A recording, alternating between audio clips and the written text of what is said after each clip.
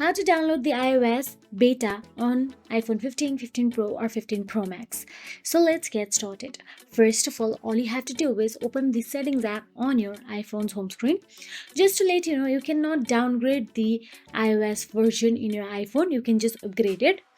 Once inside the settings, all you have to do is tap on the general option available in there. Then once inside general, you can tap on the software update. Inside software update, at the top you will get to see two options available there: automatic updates and beta updates.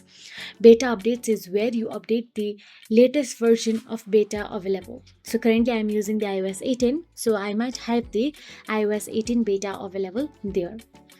So now once you tap on the beta updates, you'll get to see any iOS version of beta update available there.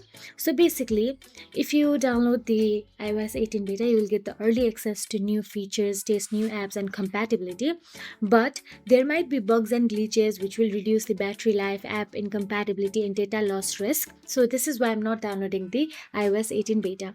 But if you wish to check the new version or have the early access to new features and test new apps, that developer can test their apps with new APIs and framework, then it is perfect to download the iOS beta version in your iPhone.